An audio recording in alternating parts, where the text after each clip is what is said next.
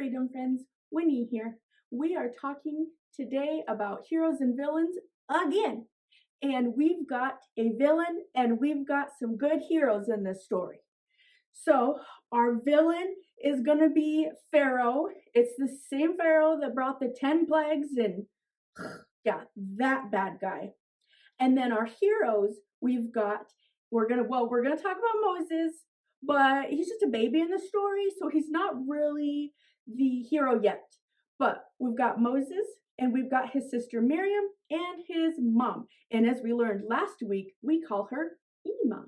Anyway, so this is set, we think, let's say, did you know, about 400 years after we had Joseph. Remember, he was the guy that helped all of Egypt store all the grain and then helped everybody to be fed while they were going through a famine. Well, Joseph and his family died, and then more pharaohs came into play, like kings that didn't know about what Joseph did. And they had all the Israelites living in their area because, it's the nearest grocery store. I don't know about you, but my mom said she will never live anywhere that doesn't have a Target. You have to live near a grocery store. So that's where all the Israelites were. Well, the Israelites, if you go back, Abraham, God promised him, it's going to be like all the stars in the skies, your descendants. So there was a lot of Egyptians, the Pharaoh, he was getting a little nervous. And then there's more of them and more of them and more of them. And he was thinking, my goodness, we need to do something to make them scared, because what if an enemy comes against us and the Israelites are like, we're going to go against these Egyptians and we're going to take over. I mean, no one ever said that, I don't think. I mean, it doesn't say in the Bible. But so Pharaoh was paranoid and he was mean. And remember, he's the villain. So Pharaoh, he decides if the Israelite moms have a girl, she can live. If the Israelite moms have a boy, we're not going to let it live. That I can't fathom. That is horrible, absolutely horrible. So again, he's the villain. So we've got this mom. She gets pregnant. They don't have sonograms back then, so she doesn't know if it's a boy or a girl. She's already got a daughter, Miriam. She gives birth, and it's a boy. It is a boy. And she loves her boy, just like any mom would. And so she doesn't want anything to happen to it.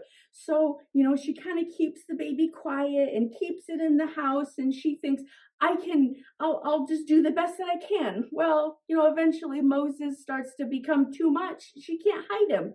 So she figures, I can't let him be found out. I got to give him a chance. And this is where God's power in her gave her action to have faith. So what she did, look, I got some here. She got a basket. So she took a basket. She took her different ingredients and she wove herself a basket and she put like tar all over it. So, it doesn't have holes, kind of like mine does. It would float in the water. But our little Dilly here, he's going to be our baby Moses. Say, I'm just a baby. So we've got little Dilly. Let's stick him in here.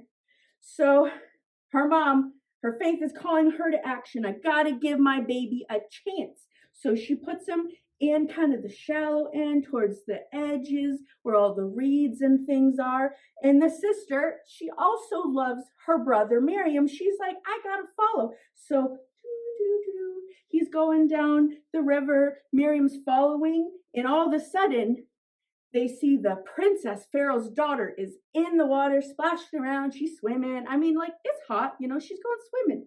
And she sees the baby. And she thinks, my goodness, what a cute little baby. Oh, I want to have the baby. Well, this is when Miriam, it's her call to action. And she decides, I'm going to pop up and see if maybe I can get us a sweet deal. So she says, hey, princess, how you doing? I see you got a baby there.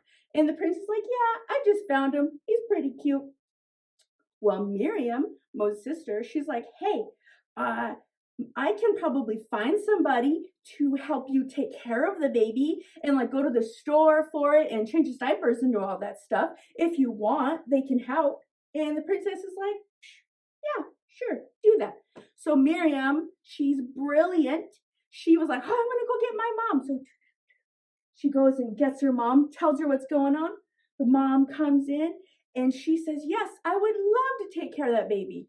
She can't say I'm the baby's mom because we know Pharaoh doesn't take kindly to that. But Pharaoh at least has a soft spot for his daughter, so the baby is taken care of and is able to stay with Moses. Or I'm sorry, the baby is Moses. It's staying with his mom and his sister Miriam. So yay! They get to keep the baby to an extent. Then they do end up giving it back to the princess. And we all know who Moses grows up to be. So this is a great story about how a terrible situation, even though they thought it was hopeless, they used their faith in God to be able to get them through. So I hope you guys think about this week. If you have a moment where you think things are hopeless, they are not. Have faith in God. This is Winnie signing off. Have a great week. Bye-bye.